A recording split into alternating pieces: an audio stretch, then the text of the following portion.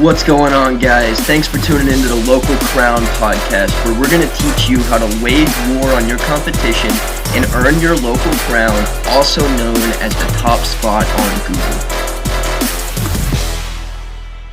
It's your man here, Tray Carmichael, coming at you with my man, Hernan. Why don't you go ahead and tell us a little bit about what you do and why you do it for the people who don't know you, man?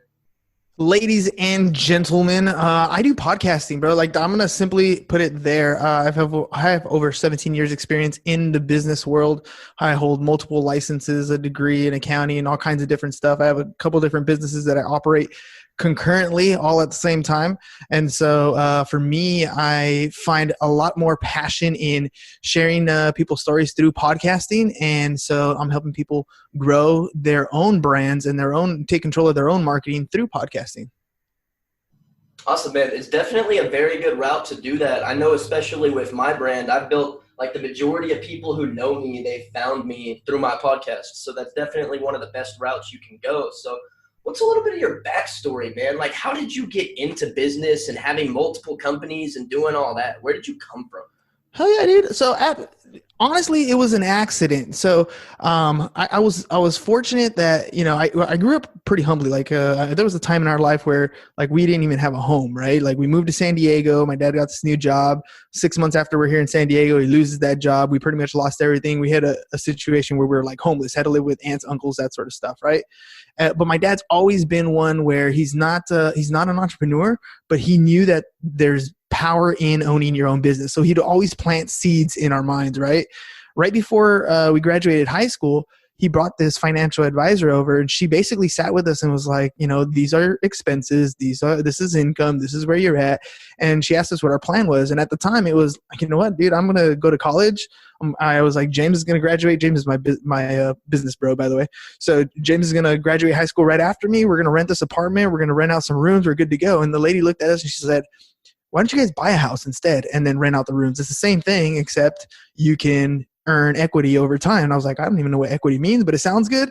So we took the steps necessary. At 20 years old, we bought our first house, right? And that was step one in the direction we wanted to go in. Like a year into owning the house, my brother was working at Cox Cable. I was working at Wells Fargo. He lost his job for basically he was doing donuts in a muddy field, and he rolled his truck. And of course, Cox Cable doesn't like you rolling their trucks. So he got fired. So out of necessity, we had to go out and cover that income. He was installing high-speed internet. So that tells you how far along it was, right? It was almost like 17 years ago. So high-speed internet wasn't a thing yet. So we would go around and we created this flyer, and it said, you know, need help with your computer or installing your internet, give us a call. And we put a number, and every morning we wake up and we hand out flyers. And the goal was simple. It was like, you need to make money because we got a mortgage payment to pay. And it turned into, you know, we filled up his schedule, and then we hired somebody else, and then we opened a store, you know, all this stuff. And so on accident, you know, I'm 21 years old. I have my own business. I have my own house. I'm partying it up. I have no idea how to operate a business at all. Literally, it was money goes in the cash register. I give people money that they earned for the day, and if there's money left over, cool, it's a good day, right? And like, I didn't understand payroll taxes. I didn't understand income taxes. I didn't understand any of that stuff. So when my brother's girlfriend broke his heart, he joined the Navy and bounced on me. I had this thing that was supposedly a business that I had no idea how to operate. And we, you know, I had started to learn a little bit. Like, we incorporated because somebody said you were supposed to do that. And what I learned during this whole experience, because again, we went broke, right? So I had personally signed for like leases, long-term marketing agreements. Back then we were advertising in this thing called the Yellow Pages, right? You know, we had credit card debts, all kinds of stuff that I had personally signed for, thinking that my corporation was going to sign for. And so I ended up pretty much going broke, right? Filed for bankruptcy, all done, it's over. I sold, we had multiple properties at that point. So I sold all the properties, ended up, basically this was about 2006. I had 20 grand in cash left over, no degree, because I dropped out of college thinking, who needs this? I'm making all kinds of money in this business. And $20,000 to my name, and I was getting married in like 6 months. So no degree, no nothing, like starting from pretty much basic nothing, right? But by then, that entrepreneurial bug had already bit me, right? I knew like there's no way I could go back to just being an employee. I can get a job, but I needed to have a side hustle, whatever it was going to be. And so the first thing I did was I enrolled in tax school. And then I went back to school and I got my degree in accounting because now I knew what I wanted to do. I was always a good student. I got like straight A's in high school. It was not a big deal except for chemistry and biology. I sucked at that. But other than that, like school's always been easy for me. But I had no reason to go. You know what I mean? I had no purpose. Once I went back, I was like, show me how this money thing works. Show me how this money game is played. That's what I want to know. And so after that, it was like, it was fun. So we started flipping properties after that. I bought a game truck. So I would do like kid birthday parties and play video games with kids all day. It was, started doing different things in different places. Started to build a tax practice because I learned so much about taxes. People are like, hey, can you help me out? I'm like, yeah, okay. So I have this tax practice that I have. It's about 100 clients or so. I don't advertise it. I don't talk about it. I don't want any new clients. It just kind of grew itself. And as I'm starting to do that, I started to teach tax school for different people. I taught tax school for this place called Micros Financial Training Center. They do license for like insurance agents, real estate agents, that sort of stuff. The owner and I hit it off, and he's like, "Hey, man, I need a bookkeeper. We're starting this insurance agency. You want to be a partner?" I was like, "Oh yeah." And so that's the birth of a bunch of different opportunities. As you start to learn things, and as you start to meet people, there's problems that are out there, and each problem has an opportunity embedded in it. And if you can find that solution, if you can find that opportunity, it opens the doors to a lot of things. Dude, that is awesome. So wow. So you started off as a 20-year-old, not really knowing what you were doing, kind of had to learn from that, went to school, and then started really learning how it works. Like that's so I went to school to supplement what I was doing, not the other way around, right? So a lot of people go to school first, learn a bunch of stuff, and then try to implement it. I implemented, completely failed, and then I kept implementing and went to school to supplement as I would learn more things. So I got my degree in accounting to help me manage my numbers better. I went to school for taxes to help me get my taxes under control, so I knew how that stuff worked.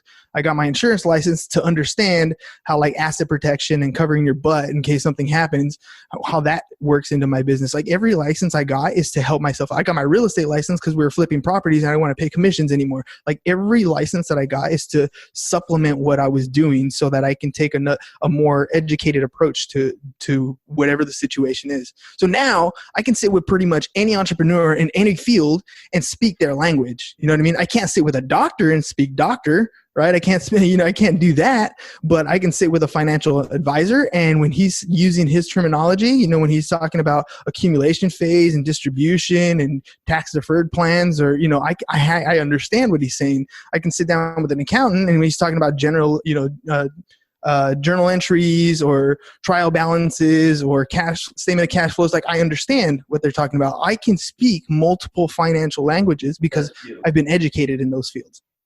That's invaluable, honestly. Because I know I still go around people and I can't speak their language. Like I can't speak financial. I can't speak that language. I can't speak legal. Those are like the two that I can't speak. But it's like anything else, right? If you got dropped in Japan and you only speak English, you're lost. Even something as simple as like, can I, where's the restroom, or where do I get something to eat, or anything like that, you're lost. You can't communicate. And so for me, what I've learned and what I teach my students in high school, because I teach a course called Financial Algebra, and it's teaching high school kids basically how to balance, buy a car, buy a house, get a loan, all these different things in personal.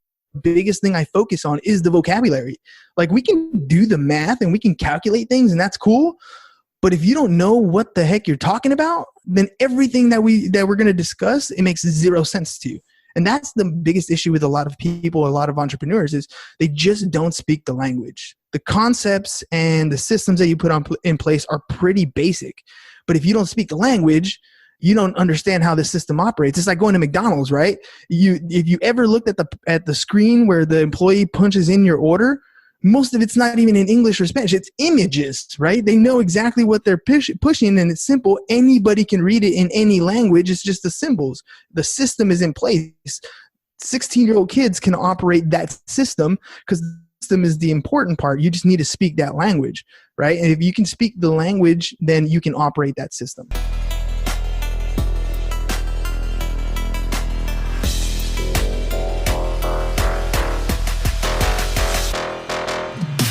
Thanks so much for tuning in. I hope you learned something. If you have questions, email us at info@thelocalcrown.com. And if you want to get featured in our publication Inside the Empire, alongside John Lee Dumas, the entrepreneur on fire, Jayson Waller, the CEO of Power Home Solar, Sharon Lechter, Dan Caldwell, the man that started Tap Out, and the limitless man himself, Jim Kwik, for free, then head over to thelocalcrown.com/become a contributor.